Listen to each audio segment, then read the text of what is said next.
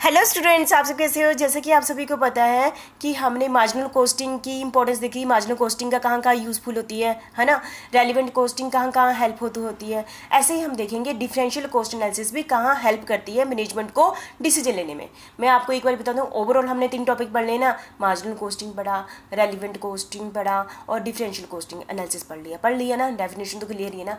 तो हम उनका यूज़ क्या है, मैंने इससे पहले मार्जिनल कॉस्टिंग के एंड में मैंने आपके साथ टॉपिक डिस्कस किया था कि मार्जिनल कॉस्टिंग कैसे हेल्प करती है मैनेजमेंट को कुछ टॉपिकों पर डिसीजन लेने में। कुछ टॉपिक वो कौन से लिए थे, मैंने 15 टॉपिक लिए थे, है ना। तो 15 टॉपिकों में हेल्प करती है, वहाँ उन्हीं 15 पर हेल्प करती है, रेलिवेंट कॉस्ट भी करती है। उन्हीं 15 टॉपिक पर हेल्प कौन करता है, डिसीजन लेने में हेल्प कौन करता है, डिफरेंशियल कॉस्ट एनालिसिस भी करता है। उसी की रिवीजन करने जा रही हूँ मैं।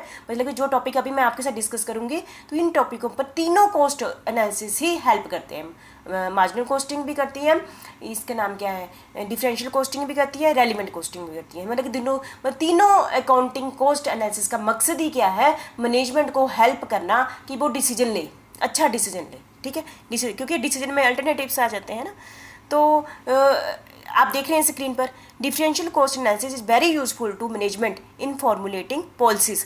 कि डिफरेंशियल कॉस्टिंग के बेस पर जो मैनेजमेंट है काफ़ी सारी पॉलिसीज बनाने में हेल्प करती है, मेकिंग डिसीजन लेने में भी हेल्प करती है। ठीक है, जैसे कि determination of the most profitable level of the production and price. जैसे कि लेवल ऑफ द प्रोडक्शन मतलब कि जैसे कि हमने देखा ना, एक एग्जांपल अभी ली, 70% कैपेसिटी पर इतनी कॉस्ट पड़ती है, 90% कैपेसिटी पर इतनी कॉस्ट पड़ती है, 80% कैपेसिटी पर इतनी कॉस्ट पड़ती है। तब हम कॉस्ट का कंपेयर करते हैं, साथ में हम रेवेन्यू का भी कंपेयर करते हैं। और जिस कैपेसिटी पर हमें रेवेन्यू ज़्यादा होता है तो हम इस टाइप से उस समय डिसीजन ले सकते हैं। तो ये हमें डिफरेंशियल कॉस्ट बताती है कि हम कौन सी percent level of the capacity use करें जिससे कंपनी को मैक्सिमम बेनिफिट हो और कॉस्ट कम से कम हो। ठीक है, और ये हमें डिफरेंशियल कॉस्ट एनालिसिस हमें सेलिंग प्राइस डिसाइड करने में भी हेल्प करती है ना। प्राइस डिसाइड करती है। जब देखो हमें बाई चांस मैंने अभी डिसीजन लिया कि फ्यूचर में सेलिंग प्राइस इतना होगा, है ना। तो जिसे सेलिंग प्राइस मेरा होने पर, बढ़ाने पर या कम होने पर मेरी टोटल कॉस्ट में क्या फ़र्क पड़ेगा, ठीक है, और टोटल रेवेन्यू में क्या फ़र्क पड़ेगा, ये एनालिसिस करते हैं ना हम डिफरेंशियल कॉस्ट एनालिसिस में। तो वो हमारा सेलिंग प्राइस डिसाइड करने में भी हेल्प करती है। कौन, डिफरेंशियल कॉस्ट। सेकंड है इंट्रोडक्शन ऑफ न्यू प्रोडक्ट। यदि हम ये डिसीजन लेते हैं, अभी मैनेजमेंट बैठी हुई है, मैनेजमेंट का खर्चा हो रहा है, मैनेजमेंट भी ये बैठी है, ये डिसीजन लेना है कि कल हम नया प्रोडक्ट लॉन्च करें कि ना करें। यदि नया प्रोडक्ट लॉन्च करने पर टोटल कॉस्ट में क्या फ़र्क पड़ता है, टोटल कॉस्ट में क्या फ़र्क पड़ता है, नया प्रोडक्ट लॉन्च करने पर टोटल रेवेन्यू में क्या फ़र्क पड़ता है। जो पहले हम 50,000 कमा रहे थे, यदि क्या हम नया प्रोडक्ट लॉन्च कर लें तो क्या हमारी रेवेन्यू बढ़ेगी। तो इस टाइप की एनालिसिस करने में एनालिसिस करेंगे हम। तो इंट्रोडक्शन ऑफ न्यू प्रोडक्ट में भी इस टाइप के डिसीजन लेने में कौन हेल्प कर रहा है, डिफरेंशियल कॉस्ट एनालिसिस भी कर रहा है। Acceptance of an offer at a lower selling price. कई बार हमें मैनेजमेंट कहती है कि क्योंकि मार्केट में कंपटीशन बहुत ज़्यादा आ गया है, अब कंपटीशन को कम्पीट करना है तो क्या करें, सेलिंग प्राइस कम कर दें, है ना। क्योंकि कस्टमर को तो यही चाहिए ना कि सेलिंग प्राइस कम होगा तो उस प्रोडक्ट को ज़्यादा खरीदेंगे। तो क्या कंपनी अफोर्ड कर सकती है सेलिंग प्राइस को कम करना। तो इसमें इस टाइप के डिसीजन लेने में कौन हेल्प करता है, डिफरेंशियल कॉस्ट करती है। वो ये देखती है कि यदि फ्यूचर में सेलिंग प्राइस कम हो जाता है तो टोटल कॉस्ट में कितना फ़र्क पड़ेगा। टोटल कॉस्ट मतलब सेलिंग प्राइस कम हो जाता है, टोटल कॉस्ट मतलब कि सेल बढ़ जाएगी, सेल बढ़ने से रेवेन्यू बढ़ जाएगा, तो रेवेन्यू इतना आएगा। और फिर रेवेन्यू के साथ साथ कॉस्ट के कुछ वेरिएबल कॉस्ट, टोटल कॉस्ट भी बढ़ जाएगी, है ना। पर फिक्स कॉस्ट सेम रहेगी, जो हमें तो टोटल कॉस्ट से मतलब है, टोटल कॉस्ट में क्या फ़र्क पड़ा, है ना। तो हम उसका कंपेयर करके ये डिसीजन लेने में हेल्प कर देंगे मैनेजमेंट को कि आप सेलिंग प्राइस कम कर दें। ठीक है, इस टाइप से डिफरेंशियल कॉस्ट हेल्प करती है मैनेजमेंट की इस टॉपिक में डिसीजन लेने में। चेंजिंग द प्रोडक्ट मिक्स में क्या होता है, हमने जैसे एक बाई चांस एक कंपनी प्रोडक्ट बनाती है ना। समझो 4 प्रोडक्ट बेचती हैं, एक प्रोडक्ट को 25% प्रोडक्शन करती है, एक प्रोडक्ट का 30% प्रोडक्ट प्रोड्यूस करती है, एक का 30% प्रोडक्ट प्रोड्यूस करती है, बाकी बैलेंस। ठीक है, मतलब कि 4 टाइप के प्रोडक्ट है, उनके ये परसेंटेज रखी हुई कि इसका 30% बनना है, इसका 20% बनना है, ऐसे परसेंटेज रख लें। और फ्यूचर में सोचती है जो ये परसेंटेज चेंज करते हैं कि नहीं, जो प्रोडक्ट ए है उसको 30 की जगह 25 कर दें, बी का जो 35 था उसका 30 करते हैं, ऐसे सोचते हैं ना, आपस में चेंज करते हैं, जो कम था उसको बढ़ा देते हैं, ऐसे वो चेंज करती है प्रोडक्ट्स मिक्स। तो प्रोडक्ट्स मिक्स चेंज करने से टोटल कॉस्ट में क्या फ़र्क पड़ेगा, तो प्रोडक्ट मिक्स करने से टोटल रेवेन्यू में क्या फ़र्क पड़ेगा, ठीक है। इस टाइप के कि डिसीजन लेने में भी डिफरेंशियल कॉस्ट क्या करती है, हेल्प करती है। Changing the method of product, यदि हम जैसे प्रोडक्शन, आपको पता है कि हम बहुत सारे मेथड यूज़ कर सकते हैं, है ना, कि इस ढंग से प्रोडक्शन कर लें या इस ढंग से कर लें या इस ढंग से प्रोडक्शन कर लें।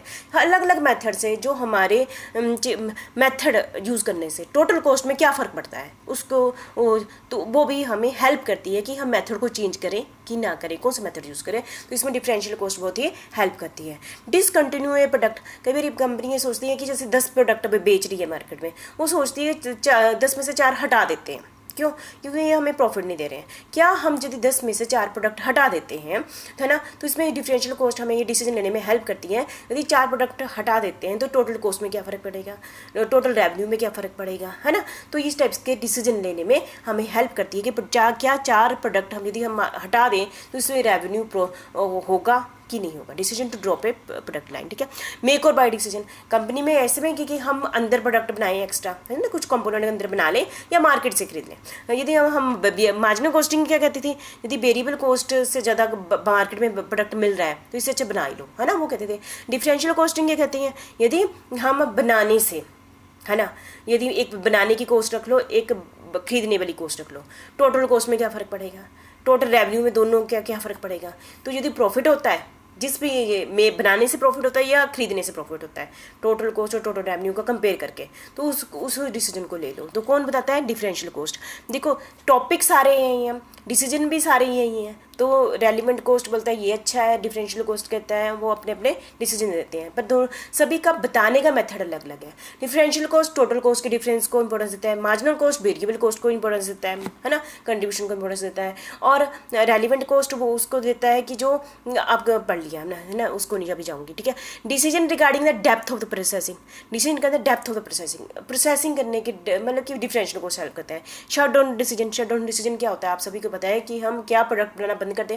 यदि कंपनी सोचती है कि हम शट डाउन कर दें, बिजनेस को बंद कर दें, बिजनेस बंद करने से मेरी टोटल कॉस्ट में क्या फ़र्क पड़ेगा, आप बोलते कोई भी नहीं होगी शॉर्ट टर्म में तो होगी, फिक्स कॉस्ट तो तब भी चलती रहेगी ना।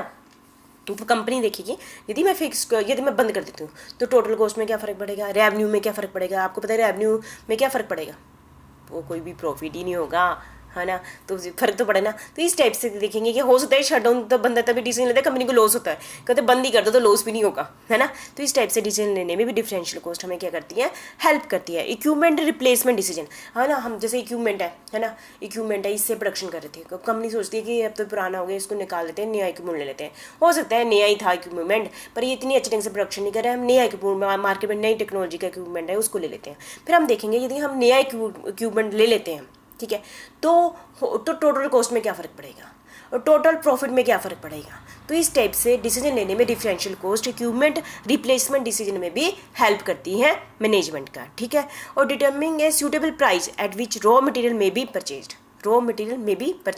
मतलब सूटेबल प्राइस एट विच कि रॉ मटेरियल हम जैसे सप्लायर बड़े सारे हैं, ये सप्लायर है दूसरा सप्लायर है, तो किससे खरीदें, तो उस समय भी डिफरेंशियल कॉस्ट हमें बहुत ही हेल्प करती है, ठीक है। वही जहाँ भी ये सारे डिसीजन है जितने भी मैंने लिखे हुए हैं, तो सारे डिसीजन में हमें रेलिवेंट कॉस्टिंग भी हेल्प करती है, मार्जिनल कॉस्टिंग भी हेल्प करती है और डिफरेंशियल कॉस्टिंग भी हेल्प करती है, ठीक है। आप बहुत इंटेलिजेंट हो, जिस बच्चे को सारी क्लियर होगा, मार्जिनल कॉस्टिंग भी, डिफरेंशियल कॉस्टिंग भी, रेलिवेंट कॉस्टिंग भी, है ना। तो वो तीनों के पॉइंट ऑफ व्यू को ध्यान में रखते हुए कि एक अच्छा डिसीजन, अच्छा मैनेजर बनेगा, ठीक है। तो ये चीज़ें हैं कि पहले हमें होता है ना लेना है डिसीजन, तो ये होता है ना कि ये कल ये आपको थोड़ी बोलेंगे जब आपने किसी कंपनी में लगा कि क्या आपको आता है मार्जिनल कॉस्टिंग किसे कहते हैं, क्या आपको आता है डिफरेंशियल कॉस्टिंग, उस समय तो ये बच्चों वाली बात होगी ना।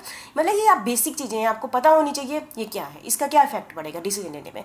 तो ये चीज़ें अब आपको भी सीखनी है और कुछ समझनी है, उसको प्रैक्टिकली अप्लाई माइंड में थोड़ी एग्जाम्पल बना के अप्लाई करके भी देखो कि यदि मैं मैनेजर बन गया तो मुझे इस लेवल पर कैसे कैसे डिसीजन लेना है तीनों मेथड के हिसाब से, ठीक है।